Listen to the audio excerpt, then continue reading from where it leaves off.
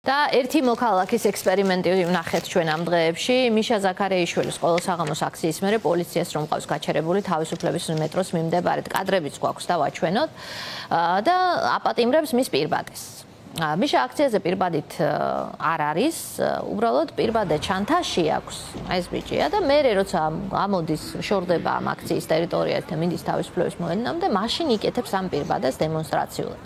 პოლიციერებსაც არ ბეზრდებათ და აჩერებენ მის პირბადეს ლუქავენ, ანუ ჩანთაში პოულობენ ხოლმე და ლუქავენ.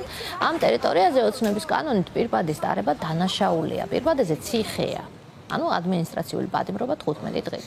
ჯერჯერობით მიშა არ დაუკავებიათ, სანამდე მივა მისი და პირბადეების პატიმრობის საკითხი ვნახოთ, თუმცა ოცნება რეპრესიებს განაგრძობს, სასამართლოებში მტკიცებულებების წარმოდგენითაც დიდად თავს არ იწუხებს.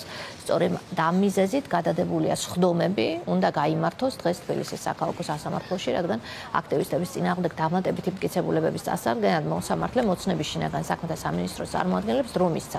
გან არ ამესთხოს არაფერს, უბრალოდ მომიტანეთ კადრი დასტური, რომ ეს ადამიანი იმ დროს გზას კეტავდაო. ამაზეც არ იწუხებენ თავს. ამის პარალელურად გრძელდება დაკავებებიც გუშინდელ აქციაზე მინიმუმ 3 მოქალაქე დააკავეს. ნიკა სიმონიშვილი იურისტია ჩვენთან. ის ერთ-ერთი იყო, ვინც მიშას დაკავებას, პირბადის დაკავებას გუშინაც შეესწრო და არა მარტო გუშინ. ხო, რას გვეუბნება რეჟიმი, ნიკა, ჩვენ გვეუბნებიან, რომ ამ ქვეყანაში აღარ უნდა იყოს პროტესტი, ამ ქვეყანაში აღარ უნდა იყოს პოლიტიკური პარტიები, სამოქალაქო ორგანიზაციები, მედია, ამ ქვეყანაში უნდა ვიყოთ ჩვენ მარად და მარად. დიქტატურას ვაფორმებთ. რა წინააღმდეგობის შესაძლებლობა რჩება ამ დროს საზოგადოებას? აი მიშას შემთხვევა, ხო? ეს კანონები ბოლოს და ბოლოს მუშაობს თუ ვერ მუშაობს საბოლოო ჯამში ასეთი ამკრძალა? დავიწყოთ იმით, მივესალმები, რა თქმა უნდა, მაყურებელს და მოგესალმებით. დავიწყოთ იმით, ბოლო წლებში ზოგადად რა გზა გაიარა ქართულმა ოცნებამ, კონსტიტუციური თუ სხვადასხვა რეფორმებით ყველა სახელმწიფო ინსტიტუტი ჩაიგდო ხელში და იმისთვის, რომ სრული ავტორიტარიზმი ან თუნდაც არ ვიცი, დიქტატურას ამას ვერ ვუწოდებ, იმიტომ რომ არნაირ იდეოლოგიას ესენი არ ეფუძნებიან, არ ვიცი, ბიზნესმი თუ არსებობს, არ ვიცი, რაღაცა აი ასეთი დიქტატურა შეიძლება მოიფიქრონათ, მაგრამ მაინც ან სრული ავტორიტარიზმის დასამყარებლად და დასჭირდათ რა არა მხოლოდ სახელმწიფო ინსტიტუციების სრულად ხელში ჩაგდება აი ამ რეფორმების თუ სხვადასხვა ნაბიჯების შემდეგ, რაც ბოლო წლების განმავლობაში ვიხილეთ, არამედ ნებისმიერი თავისუფალი სივრცის მოსპობა. და ეს თავისუფალი სივრცეები იყო რა, სამოქალაქო სექტორი, რომელსაც ებრძვიან ფარათი, ებრძვიან რუსული კანონით, ებრძვიან გრანტების კანონით, ებრძვიან სხვადასხვა სისხლის სამართლებრივი დევნის ინსტრუმენტებით, შემდეგი ეს არის მედია, რომელსაც ასევე დაფინანსების გზებს უჭრიან, პირდაპირ რეპრესიულ კანონმდებლობას იღებენ და ცენზურის შესაძლებლობას ზრდიან, პოლიტიკური პარტიები და პოლიტიკური საქმიანობა, სადაც ნახეთ, რომ პარტიების აკრძალვის გამარტივებული წესი მიიღო ქართულმა ოცნებამ და არა მხოლოდ პარტიების აკრძალვაზე აქვს საუბარი, ისევ და ისევ მათ მიერ კონტროლირებულ საკონსტიტუციო სასამართლოში, არამედ პოლიტიკური საქმიანობის აკრძალვის კანონმდებლობა შემოიღეს, რომლის ანალოგი მხოლოდ რუსეთში შეგვიძლია ჩვენ მოვძებნოთ და შემდეგი მიმართულება რაც იყო ეს იყო საჯარო სექტორი, ანუ საჯარო სექტორში, რომელსაც ისინი სრულად აკონტროლებენ, მისი სრულად გაწმენდა, რაც ასევე გააკეთეს და ბოლო მიმართულება, რაც დაგვრჩა, ეს იყო პროტესტი. ანუ პროტესტი, რომელიც განგრძობადია უკვე პრინციპში, ანუ სხვადასხვა ათვლის წერტილი არის ხოლმე, მაგრამ თავი დავანებოთ ამას 11 თვეა უწყვეტად გრძელდება 28 ნოემბრის შემდეგ, 28 ნოემბრის, რომელსაც პრინციპში აი ამ მეორე სუნთქვას, რომელიც იყო დაწყებული ეს პროტესტი იდეაში 1 წლის წინ, მეორე სუნთქვა ისევ და ისევ ქართულმა ოცნებამ შთაბერა და დღემდე ვერაფერს ვერ უშვება უკვე ამ პროტესტს. ყობახიძის ცნობილი განცხადებით ვაჩერებთ ევროინტეგრაციას. კი ბატონო, 28 ნოემბრის შემდეგ აი მეორე სუნთქვა ქართულმა ოცნებამ შთაბერა, ობიექტურად ასე იყო. აი სხვათა შორის ძალიან საინტერესო რა არის. იგივე ის გზის გადაკეტვის და პირბადების საკითხი ჯერ კიდევ როდის დაიწყო? დაახლოებით 1 წლის წინ, როდესაც აი ვარაზისხევის მელიქიშვილის ტერიტორიაზე პროტესტი დაიწყო. აი ჯერ კიდევ მაშინ დაიწყეს გზის გადაკეტვასთან დაკავშირებით ადმინისტრაციული სახდელების გამოყენება. რაც შემდგომ უკვე პირველი ტალღის დარბევების შემდეგ, რომ მიხვდნენ, რომ პირიქით საზოგადოება ამაზე უფრო მკაცრად რეაგირებდა 28 ნოემბრისთან დაწყებული დარბევების შემდეგ, შეამსუბუქეს ეს და უკვე გადავიდნენ ფინანსურ ტერორზე, რაც მანამდე სადეს და კარგად გამოუვიდათ. აი ეს მეთოდი კიდევ უფრო მეტად გაამკაცრეს და მოდი ვთქვათ ის, რომ რეალურად გზის გადაკეტვასთან დაკავშირებული და პროტესტთან დაკავშირებული ასე ვთქვათ, აი ეს თამაში, რაც ახლა მიმდინარეობს, ხო, ესე უხეშად რო ვთქვათ, ეს ბრძოლა, ხო? ეს ისევ და ისევ ქართულმა ოცნებამ დაიწყო. პირველი ნაბიჯი ქართულმა ოცნებამ გადმოდგა მაშინ, როდესაც მოინდომა პროტესტის შეზღუდვა, ჩარჩოებში მოქცევა და ამას ხსნის იმით, რომ კანონის უზენაესობა თურმე, ხო? ნუ კანონის უზენაესობა ნებისმიერ ავტორიტარულ სახელმწიფოში, ანუ დაწერილი კანონები რომლითაც მართავენ საზოგადოებას სრულად, ხო? ამ კანონს ვინ იღებს? ამ კანონს ისევ იღებს 13 წელია იღებს უკვე ქართული ოცნება, ხო? ანუ სხვა ვინმეს აქვს შესაძლებლობა რომ ამაზე რამე ექსკლუზივი აქვს მოპოვებული და სხვა ვერავინ ამაში ვერ მონაწილეობს. ამიტომ რა სად გადის მაშინ ზღვარი ივანიშვილის ხუშტურს და კანონს შორის და სამართალს შორის? სამართლიანობაზე, ხო? ანუ ჩვენ უნდა კანონი უნდა იყოს სამართლიანი და თუ ის არ არის და არის შემზღუდავი რეპრესიული და პოლიტიკური მიზნებს ემსახურება, ის არ არის. ის საზოგადოებას უნდა ემსახურებოდეს. ანუ საზოგადოებას უნდა ემსახურებოდეს. აი სახელმწიფო ისეთი დიდი იმით რა ქვია, დიდი სამბით ამბობენ ხოლმე ამ ადამიანებს საერთოდ. გონიათ რომ სახელმწიფო თვითონ არიან, კი ბატონო. თვითონ არიან, საზოგადოებას უნდა ემსახურებოდეს რეალურად ეს კანონები და არა ცალკეულ პირებს. ანუ ეს ნებისმიერი კანონი არის ერთი ადამიანის და ერთი პარტიის სამსახურში და ემსახურება იმას, რომ პროტესტი გაჩერდეს. ამდენად ნახეთ მივიღეთ სიტუაცია რა რომ ჯარიმებმა ანუ ჯერ კიდევ როდესაც სასამართლო ჯარიმდა და შემდეგ შესაჯარიმდა და ბევრჯერ შეცვალეს ეს წესები, ბევრჯერ მოდიფიცირება გაუკეთეს, მაგრამ ყველანაირად მოვერგეთ რეალურად ამას და ფაქტობრივად თვითონაც აღიარა ქართულმა ოცნებამ რომ ეფექტი ჯარიმებმა ვერ მოქცვა, 5000 ლარიანმა ჯარიმებმაც კი ვერ მისცათ ეფექტი საბოლოო ჯამში, უკვე გადავიდნენ ადამიანების დაჭერაზე, ხო? რაც რა თქმა უნდა საერთაშორისო სამართლიდან როცა სამართლიანობაზე ვსაუბრობთ, ანუ სამართლიანობასთან მიმართებით უნდა საერთაშორისო სამართლით და კონსტიტუციით უნდა შევაფასოთ ეს კანონი სამართლიანი არის არა. სამართლიანი ვერ იქნება კანონი ვერც ერთ შემთხვევაში, როდესაც კონსტიტუციით გარანტირებული უფლების გამოხატვაზე ვსაუბრობთ და გამოვლინებაზე ვსაუბრობთ, ხო? ანუ არსებობს ეუთოდირის ვენეციის კომისიის დასკვნები, სადაც პირდაპირ არის საუბარი იმასთან დაკავშირებით, რომ პატიმრობის გამოყენება, შეკრება მანიფესტაციის უფლების გამოყენებასთან მიმართებით, თუნდაც ის კონფლიქტში მოდიოდეს პოლიციის საქმიანობასთან, თუ ეს ზალადობრივი არ არის, პატიმრობის გამოყენება არის სრულად მიუღებელი და დაუშვებელი. ამას პირდაპირ საუბრობს ვენეციის კომისიაც ეუთოდირიც, რაც სამწუხაროდ სახალხო დამცველს რამდენიმე დღის წინ არ ვიცი დაავიწყდა თუ შეგნებულა და უფრო მეტად ვიტყოდი რომ სამწუხაროდ ქართული ოცნების პროპაგანდას უფრო ეწეოდა ვიდრე დაავიწყდა, მაგრამ აქ უკვე მივიღეთ რა, როდესაც კანონი არის უსამართლო თვითონ და უკვე კანონი აღარ არის, ეს უკვე ივანიშვილის ხუშტურია და სამართლიანობის მდგენელით ვეღარ ვაფასებთ ამ კანონს და ერთი ადამიანის სურვილზე არის მორგებული, მაშინ რა გზარჩება ადამიანს. მაშინ როდესაც არ არსებობს მართლმსაჯულების სისტემა დამოუკიდებელი და სასამართლო პირდაპირ ერთი ადამიანის ნების აღმსრულებელია, არ არსებობენ სხვა სახელმწიფო ინსტიტუციები, ანუ სამართალს ვერ იპოვი. ანუ ნებისმიერ ადამიანს აქვს სამართლიანობის შეგრძნება და განცდა ნებისმიერ ადამიანს აქვს სამართლის. კი, რჩება პროტესტი უსამართლობის მიმართ და თუნდაც აი ინფორმალური წესების დარღვევით პროტესტი. და რეალურად რაც გუშინ მათ შორის მიშა ზაქარაიშვილმა გააკეთა და წინა დღეებშიც რაც აკეთა და სხვა ადამიანები ამას სხვა ფორმით აკეთებენ, მიშა სხვა ფორმით აკეთებს, მიშა მაგალითად დასცინის სისტემას. აი ეს მსგავსი გააკეთა მაგალითად გიორგი თავართილაძემ რამდენიმე დღის წინ და არ ვიცი ადამიანები სამწუხაროდ პროცესები, სასამართლო პროცესები აღარ შუქდება და ეს აღარ ჩანდა იქ პროცესზე რა მოხდა, მაგრამ რაც გიორგი თავართილაძემ მაგალითად გააკეთა სასამართლოს სხდომაზე, ანუ ბოლომდე გადაუარა ზედ სისტემას, ანუ ბოლო სიტყვებით გადაუარა ზედ სისტემას, მაგრამ იმდენად არ უნდათ ამ ადამიანის დაჭერა, იმიტომ რომ სიმამაცის გამოვლინება არ უნდათ რომ დასაჯონ, იმიტომ რომ ეს კიდევ უფრო ახალისებადი გახდება, კი ბატონო. ამიტომ აი ეს მოიფიქრეს რომ ანუ აი მსგავს შემთხვევასთან დაკავშირებით როგორც გიორგი მაგალითად გააკეთა, ხო? არ უნდათ რომ ის დღის წესრიგს აყოლოდნენ, ამიტომ მიაჩვენეს, მაგრამ სხვას რომ ასეთი სიტყვებით მიემართა სასამართლოსთვის, რა მოხდებოდა იცით ორკვირიანი პატიმრობა დარწმუნებული ვარ გარანტირებული იქნება. მაგრამ ეს არ უნდათ. ამიტომ ნებისმიერი ადამიანი, რომელიც გამოიჩენს სიმამაცეს, დაუპირისპირდება სისტემას და პირდაპირ დასცინებს მის სიშიშვლეს წარმოადგენს აი ასეთი სახით, ანუ როგორ შეიძლება ანუ აი მიშა შემთხვევაში დაპატიმრებული პირბადეები უკვე 5 წელი აქვს თქვენი, ხომ?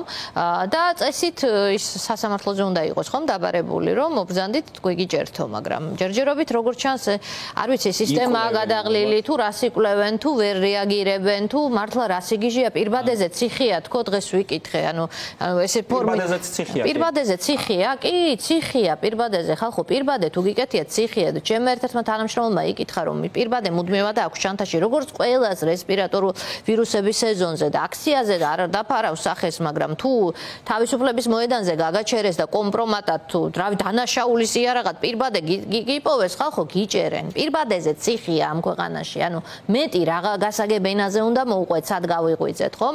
პირბადეზე ციხეა. კი. მე სამართლებრივი შეფასება აქვს უკვე სრულიად ზედმეტი არის, არ ვიცი, არ სჭირდება ამას სამართალი. პირბადის გამო რომ ციხეში გიჭერენ, შარფის გამო რომ ციხეში გიშვებენ, აქ რა სამართალზე და სამართლიანობაზე უნდა ვსაუბრობდეთ. ანუ ჩემი მეგობარი, თქვენ კოლეგასთან ერთად, რამდენიმე დღის განმავლობაში იჯდა ზაჰესის იზოლატორში შარფის ტარების გამო. პირბადეზე აგერ აპატიმრებენ ამ პირბადებს და ყველაზე არ ვიცი ეს თუ სასაცილო არის, მაგრამ შემდგომ ამ ასე ვთქვათ, ჩამორთმეულ პირბადებს, შემდგომ ნახმარ პირბადებს კონფისკაციას უკეთებენ და სახელმწიფო საკუთრებაში ლუქავენ და ამაზე რა ვიცი მიდის რესურსი სახელმწიფო მართლაც სასაცილოც აღარაა. ნახეთ, გუშინ მაგალითად აი არ ვიცი ვუყურებ და თან მეცნებოდა და თან მეტირებოდა არ ვიცი რა 2 ათეული პოლიციელი დაახლოებით აი ესე ალყაში ყავდათ მოქცეული მიშა ზაქარაიშვილი, ნუ სხვადასხვა ლოკაციებზე არიან მერიოთთან, იქ ბესიკის კუთხესთან, სხვადასხვა ლოკაციები ეს ჩვენც უკვე დავინახეთ მაგალითად ჯორჯაძის ქუჩისკენ ქაშვეთის ქვემოთ ხო? ანუ ამ ქალაქში მეტი არაფერი პრობლემა არ არის, ამ ქვეყანაში მეტი არაფერი პრობლემა არ არის, რომ 150 მეტრიანი მონაკვეთის თუ 200 მეტრიანი მონაკვეთის გადაკეტვის გამო, როდესაც მარტივად შეიძლება მის შემოლა, ამის გამო ადამიანებს ციხეში უშვებენ, ეს რამდენად სამართლიანია და სწორია, მოდი ამაზე დავფიქრდეთ და გავიხსენოთ ის, რომ პირბადე რომელიც ანუ შეიძლება მიკეთია მე იმის გამო რომ ვირუსებისგან თავს ვიცავენ სხვას რაღაცა არ გადავდო აი ამის გამო მიჭერენ არა არც გიკეთია ჩანთაში თუ გქონთ მაშინაც გიჭერენ ჩანთაშიც ამოწმებენ კი ჩანთაში მიშასთან მიმართებით მიშა ზაქარაიშვილთან მიმართებით არ უკეთია აქციაზე შემდეგ იკეთებს რეალურად ანუ ამით სისტემას ატყუებს სისტემას დასცინის და სისტემა იმდენად დაიცინა თან უკვე რომ აქამდე ვერ წხვდებიან რა უნდა გააკეთონ. ანუ თან ერთი მომენტი აქვს ის რომ პირბადეს ასე პირბადის ტარებას როგორც ესეთ საშიშ დანაშაულს ასე მარტივად ვერ გაატარებენ, იმიტომ რომ ყველამ უნდა იცოდეს. ან ჩემი მეგობარი რომელზეც საუბრობდი გაუშვეს იზოლატორში მარტო იმის გამო რომ გზა კი არ გადაკეტა. ანუ შარფი ეკეთა ისიც ტროტუარზე ამას არავინ არ ყავს თვითონაც ამ ტროტუარზე შარფის კეთების გამო დაიჭირეს ეს ადამიანი. ანუ ეს არ ვიცი რა ჩარჩოში რომ არ შეეხება კბილებ დათვალიერებული კონცერტიდან მომავალი ორი გოგო უნდა შევახსენო. ანუ ეს ხალხი პირდაპირ ამბობს იმას რომ პირბადეს მე შენ არ გაგიტარებ. ანუ აქციაზე პირბადე არ გამოჩნდა, იმიტომ რომ მე ყველა უნდა ვიცოდე იქ ვინ დგას, იმიტომ რომ სათითაოდ მივაკითხო ყველას სახლში. ანუ ეს არის რაღაც ნულოვანი თანაგრძნობა, ხო, ნულოვანი თანაგრძნობა, არც აქამდე მიგრძნია მათგან თანაგრძნობა მე პირადადაც მათ შორის, მაგრამ ამაზე არ არის აქ საუბარი, აქ არის საუბარი იმაზე, რომ ნებისმიერი აი ეს ნებისმიერი ატრიბუტი იქნება, ნებისმიერი ქმედება, რაც დაკავშირებული არის პროტესტთან, ეს იქნება დასჯადი. ამას არავის არ გაუტარებენ. მაგრამ არ მუშაობს ეს კანონი, ნიკა, აი გამორიცხულია ეს. ხო, აი რეჟიმმა ეს კანონი ამუშაოს სრულად. გამორიცხულია მარტო ერთ ადამიანს 5 პირბადე აქვს დაპატიმრებული ხალხო სანამ უნდა აპატიმროთ ეს პირბადე მართლაც ეს ადამიანი ვერ დაჭერს ყველაზე მეტად აქ პოლიციელის მდგომარეობა მინდა ვიკითხო რომელიც ერთ ვიდეოში ისმის ეს ჩვენი საქმეაო. როდის გახდა პოლიციელების საქმე დანაშაულთან მებრძოლად რომ ჩაერეცხა პოლიციის რიგებში პირბადის დაპატიმრება და მშვიდობიანი კეთილსინდისიერი პროფესიონალი მოქალაქისთვის პირბადის ჩამორთმევა. ეს ვინ გითხრათ რომ თქვენი საქმეა. ან თვალიდან თუ გვეტყვიან რომ ადამიანების დახვრეტაა თქვენი საქმე, ესეც ყელმოღერებით უნდა თქვათ რომ ჩვენი საქმეა. აქ პრობლემაა ესეც, ხომ? ეს არის დიდი პრობლემა, რომ ვიღაცას დაავალეს რომ ეს შენი საქმეა და მან მიიღო კაცმა რომელმაც ჩემი უსაფრთხოება უნდა დაიცვას. მე ამაში ვიხდი ფულს, პოლიციას ამაში ვიხდი ფულს, რომ ჩემი უსაფრთხოება იყოს ამ ქალაქში დაცული. მე მეუბნება რომ ჩემი საქმეა პირბადეები ვაპატიმრო. ეს არის ყველაზე დიდი პრობლემა, თორემ ის თავისთავად რომ ძალიან კომიკური ვითარება ამ პირბადეების დაპატიმრებასთან დაკავშირებით მეორე. ახლა ნიკა მინდა რომ კითხო უფრო სერიოზულ პრობლემაზე ნულოვანი თანაგრძნობის ნაწილში ნინო დათაშვილიდან გამოვიდნენ ცოტა ხნის წინ ახლახანს გამოვედითო ელისო რუხაძე წერს მე და თამუნა გაბოძე ქალთა ნომერ მე-5 პენიტენციური დაწესებულებიდან ნინო დათაშვილის ნახვის შემდგომ შოკირებული ვართ. მასწავლებელი იცით მანდატურებმა რომ ათრიეს და ისე დააკავეს და პედაგოგი ნინო დათაშვილი რომელიც ახლა ციხეშია და მას სასწრაფოდ ჭირდება 2 ოპერაცია. მას აქვს სერიოზული ტკივილები, ჯანმრთელობის სერიოზული პრობლემა და აი რას წერს ამ პოსტში. ნინოს ჯანმრთელობის მდგომარეობა არის შეუქცევადი, სჭირდება სასწრაფოდ 2 ოპერაცია, კისრის არეში. მოუწოდებ ყველა უწყებას, მათ შორის პროკურატურას, თავად იმოქმედოს, თავიდან აიცილოს ფატალური შედეგი, ვინაიდან ნინო არის არაადამიანურ და წამების ტოლფას მდგომარეობაში, ვერ გადაადგილდება დამოუკიდებლად, კისერს ვერ ამოძრავებს, ადვოკატებსაც კი გაგვიჭირდა დიდხანს მასთან დაყოვნება და დოკუმენტზე ხელმოწერა გაუჭირდა ადამიანს. იცით რომ მისი მდგომარეობა კრიტიკულად მძიმეა, რაც კიდევ ერთი დასტურია იმის, რომ ადამიანზე არ მუშაობს ის, რასაც აქამდე, ანუ ეფექტიანი სამედიცინო დახმარება არ არის ციხეში და მას დაუყოვნებლივ ჭირდება 2 ქირურგიული ოპერაცია. საერთოდ რატომ არის ნინო დაკავებული? როცა პირიქით იქით არის ნინო დაზარალებული, ცნობილი კადრები, როგორ მიათრევენ მას მანდატურები. აი ეს კადრები აი არ ვიცი რამდენი წელიც უნდა ვიყო ამ პროფესიაში ეს კადრები სულ მემახსოვრება იმდენად ყველაფერს ყვება რეჟიმზე და ნინო იქით არის დაკავებული. ამ ქვეყანაში ძალიან მარტივი ფორმულა მოქმედებს ქართული ოცნებისთვის. მე ვარ ყოველთვის მართალი, შენ ხარ ყოველთვის მტყუანი. ვერ იქნები შენ მართალი ვერასდროს. ან მე რაც არ უნდა გავაკეთო, შენზე ვიძალადებ თუ არ ვიცი რაღაც უკანონო ქმედებას განვახორციელებ, უკანონო გადაწყვეტილებას მივიღებ, შენ უბრალოდ ეს უნდა მიიღო, არ გაქვს ამაზე ხმის ამოღების უფლებაც კი, ანუ არა თუ რაღაცა ფიზიკურად წინააღმდეგობის გაწევის უფლება, არამედ ხმის ამოღების უფლებაც კი არ გაქვს, ხო? ანუ მართლა ეს მდგომარეობა გაქვს. ანუ იღებენ ამ სასამართლოში ამ უსამართლო გადაწყვეტილებებს, რომლებთან დაკავშირებითაც პროტესტ თუ გამოთქვამ, ამას შეურაცხყოფაში ჩაგითვლიან და ისევ დაგიჭერენ, ან დაგაჯარიმებენ, არ ვიცი, რომელი უკეთესი აქვს უკვე აღარ ვიცი. თუ მაგალითად ფიზიკურად შეეწინააღმდეგები და შენზე მოძალადე სახელმწიფოს წარმომადგენელს უბრალოდ დააკავებ, ამ შემთხვევაში უფრო უარესად დაგიჭერენ, ანუ აქ მარტივი ფორმულა მოქმედებს, რომ არავინ არ უნდა შეეხოს ივანიშვილის რეჟიმს, არც ვერბალურად, არც ფიზიკურად. ეს არის გამორიცხული. რა თქმა უნდა, პროკურატურა არ რეაგირებს და არ ირეაგირებს ამ ყველაფერთან დაკავშირებით, შენ იქნები ყოველთვის მტყუანი. რა თქმა უნდა, ეხლა მე აქ მეტს ვერაფერს ვერ დავამატებ, ეს არის რა თქმა უნდა არადამიანური და წამების მოპყრობის ტოლფასი ქმედება და რა თქმა უნდა მე დარწმუნებული ვარ რომ ადვოკატები ყველა ღონეს იხმარენ იმისთვის რომ ნინოს უფლებების დაცვასთან დაკავშირებით რის შესაძლებლობაც არის ყველა ზომა მიიღონ მაგრამ აქ ჩვენ საუბრობთ იმაზე რომ რეჟიმი აპატიმრებს და ატყუებს ადამიანებს რომლებიც ვერც ერთი ვერ გატეხა ვერც ერთი ანუ რამდენი წელია უკვე ეს პროტესტი მიდის ვერც ერთი ადამიანი ვერ გატეხა ხან რასაბრალებენ ხარასაბრალებელი ესენი არიან რეჟიმის ტყვეები ანუ ამათი დამოკიდებულება არის რაში რომ თუ მე დამნებდები ანუ მთელ ამ რეპრესიულ კანონებს ვიღებ თუ ჩემ ნებას დაყვები და დამნებდები მაშინ ცოტა შეგიმსუბუქებთ კივილს მაგრამ არ გაგათავისუფლებ ამისგან თუ არ დამნებდები მაშინ ასეთ შემთხვევაში კიდევ უფრო მეტად მოგიჭერ და ეს არის რასაც აკეთებს აი ეს მთელი კანონების წყება რაც ჩამოვთვალე ამ მიზანს ემსახურება ხო ანუ ვინც არ ვიცი მაგალითად არალეგიტიმურ პარლამენტში შევა მაგალითად მას უბრალოდ გალანძღავენ მაგრამ არ აკრძალავენ ცოტა შეუსუბუქებენ ტკივილს მაგრამ თუ ანუ შენ პარლამენტის წინ იდგები და პირბადეს გაიკეთებ უბრალოდ დანდობა ნული იქნება გასაგებია სხვა შორის პარტიებთან დაკავშირებით პოსტი გამოაქვეყნა სალომე ზურაბიშვილმა დაგმო ოცნების გადაწყვეტილება პარტიების აკრძალვის შესახებ ასევე თქვა რომ რეჟიმი ყოველდღიურად სისტემურად ახორციელებს ყველაფრის შეზღუდვას რაც ხელს უშლის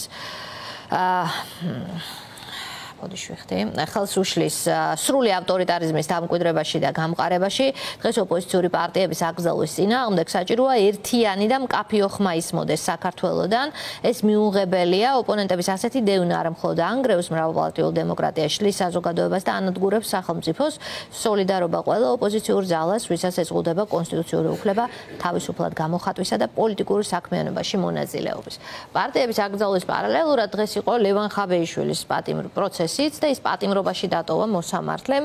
ესე ძალიან საინტერესო кейსია პოლიტიკოსის წინააღმდეგ, როცა ის პოლიტიკური განცხადებების გამოა დაკავებული. ასეთი დაბალი სტანდარტის საქმე ნაკლებად მახსენდება, არ ვიცი თქვენ თუ. ლევან ხაბეიშვილის საქმე თავიდანვე კითხვები გააჩინა არ ერქვამ ყველაფერს. არ ვიცი, არ არსებობს ამ ქვეყანაში ალბათ დამოუკიდებელი ობიექტური იურისტი, რომელიც ამ საქმესთან მიმართებით იტყოდა, რომ დანაშაულის ნიშნების შემცველი იყო. ლევანის ქმედება, ხო?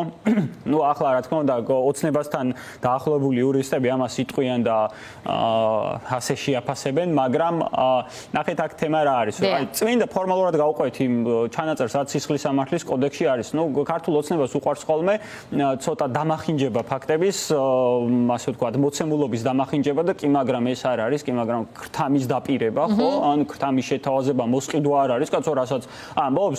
ანუ ადამიანებისთვის მარტივად დასაჯერებელი ტყუილი არის ეს, იმიტომ რომ თუ არ ვიცით სამართლებრივი დეტალები, რა არის დანაშაული და რა არა, მარტივად დააჯერებ ადამიანს, რომ ანუ ვიღაცას ფულს დაპირდა და აქედან გამომდინარე ეს ქრთამის შეთავაზება შეიძლება იყოს, ხო, თუ მოსყიდვა ამ ადამიანებს. რეალურად დანაშაული, ხო, ანუ იმ კანონითაც კი რაც ამ ქვეყანაში მოქმედებს და პრინციპში დიდი ხანია ეს კანონი მოქმედებს, ანუ საკუთარი თავისთვის ან მესამე პირებისთვის სარგებლის მისაღებად უკანონო ქმედების განხორციელებას უნდა ითხოვდე, აი ასეთ შემთხვევაში არის ეს დანაშაული. ანუ შენ თვითონ უნდა იღებდეს, არა, ანუ ლევან ხაბეიშვილს ან ვინმე მესამე პირს სარგებელი უნდა მიეღო ამ ადამიანების მოსყიდვით და ეს რა თქმა უნდა უკანონო ქმედება უნდა ყოფილიყო. რეალურად დაპირება რაში იყო? დაპირება იყო იმაში, რომ თქვენ მიიღებთ პრემიას თუ უკანონო ქმედებას არ განახორციელებთ და ამით სარგებელს ვინახულობს, ლევან ხაბეიშვილი ნახულობს თუ ვინახულობს. ანუ ფორმალურადაც დანაშაულის ნიშნების შემცველი არ არის ეს, მაგრამ ნუ ვის აინტერესებს ახლა აქ კანონი ეს ადამიანი უბრალოდ გამოკეტეს ციხეში. და დღეს პატიმრობაში დატოვეს ეს კიდე. პატიმრობაში დატოვეს და სხვათა შორის მეორე ნაწილი აქ რაც საკმაოდ პრობლემური იყო ის რომ სხდომა დახურეს მაგალითად. და ბრალდებამ ვერ წარმოადგინა მტკიცებულებები დრო ითხოვა. ახლა ვამოწმებთო ხმასო და ვიზუალსო და ექსპერტიზაზე გვაქვს მოკლედ მისივე განცხადებებიო. რამდენად არის ეს ლევან ხაბეიშვილი ნამდვილადო ამ საჯარო დაპირებებს რო აკეთებს, ადვოკატმა ყოველ შემთხვევაში ასე განმარტა. აი რაღაცა მართლა აბსურდია. აქ რა თქმა უნდა სამართლებრივად შინაარსობრივად სრული აბსურდი არის ეს და მეორე მომენტი არის ის რომ პროცესიც ვერ აკმაყოფილებს ვერანაირად სამართლიანი სასამართლოს უფლების ნორმალურ სტანდარტს, ნორმალურს კი არა, ქართული ოცნების სულ სტანდარტსაც ვეღარ აკმაყოფილებს. ანუ ძალიან მარტივია, კანონში წერენ, შენ თუ დადგები აი აქ, ეს არის უკანონო ქმედება, თუ იქნები აი აქ, ეს არის კანონიერი ქმედება. ანუ აი აქ, ასე ვთქვათ, ეს არ წერია კანონში. რომ ეს დანაშაული არის რაც ხაბეიშვილმა გააკეთა. ეს არ წერია კანონში. კანონში წერია საერთოდ სხვა რაღაცა, რომ შენ უნდა ამით სარგებელს ნახულობდნენ ვიღაც მესამე პირი ამ უკანონო ქმედებისთვის. ანუ რომელია პირიქით კანონიერი ქმედებისკენ მოუწოდა და ჯილდოს დაპირდა იმაზე, რომ კანონიერი ქმედება განეხორციელებინათ პოლიციას, მას შეუძლია სარგებელი, ანუ ვინ მიიღო. ამიტომ ეს არ არის უკანონო ქმედება, ანუ და თვითონ პროცესის მიმდინარეობა, არ ვიცი, თუ ვინმე ეს გააქვთ შესაძლებლობა ამ პროცესზე შეხვიდეთ და მოусმინოთ, არ გიქნებათ ამის შესაძლებლობა და ეს რომ არ გააქვთ ამის შესაძლებლობა, ადამიანებო, ვინც არ ვიცი, გაინტერესებთ ეს საკითხი, ეს უკვე მეტყოლებს თავის თავზე რომ უბრალოდ ეს პროცესი სამართლიანი არ არის. და სულ ბოლოს შეუძლია რეჟიმს მოერიოს ამდენ ადამიანს ყველა ფლანგზე, მას სჭირდება რეპრესიული კანონი, იმისთვის რომ ეს ყველაფერი ჩარჩოებში მოაქციოს. საზოგადოებას რა რჩება, რომელსაც პროტესტს უგზავნიან პრინციპში? საზოგადოებას რჩება ისევ და ისევ პროტესტი. ზოგი ამას ინფორმალური წესების დარღვევით აკეთებს, ზოგი პირდაპირ არ უპირისპირდება, მაგრამ მთავარი აქ ჩემი აზრით არის ის, რომ პროტესტი გრძელდება, პროტესტი ცოცხალი არის და ამას ქართული ოცნება ვერაფერს ვერ უშვება. რას გააკეთებენ? ალბათ კიდევ უფრო მეტად გაამკაცრებენ ამ კანონმდებლობას, რომელიც პროტესტს უკავშირდება, მაგრამ ესეც ვერ გააჩერებს პროტესტს. ანუ აქ მთელი მომენტი არის უკვე ღირსებაში. ეს არის ღირსების საკითხი ნებისმიერი ადამიანისთვის, ვინც იქ დგას და იბრძვის. ნუ ქართული ოცნება ლაპარაკობს, რომ ვითომ ხელფასს ვიღებთ იქ დგომისთვის თუ დახელფასებული თუ რაღაცა ასეთი ტერმინი გამოიყენეს, რაც რა თქმა უნდა, ნუ არ ვიცი, იქ რომ ფულს არიგებდეს, ვინმე ალბათ პირველი თვითონ დადგებოდნენ, მაგრამ ანუ ეს არის ღირსების საკითხი, ამას ფულით ვერ იყიდი. ეს არის ღირსების საკითხი. ფულის კვალი ჯერჯერობით მათკენ მიდის ყოველ შემთხვევაში. ანუ ფული, ხო, სადაც არის, თვითონ ძალიან კარგად იციან და შეუძლიათ გააგრძელონ ძებნა. დიდი მადლობა, რომ იყავით ჩვენი სტუმარი, ნიკა სირმონიშვილს უსმენდით.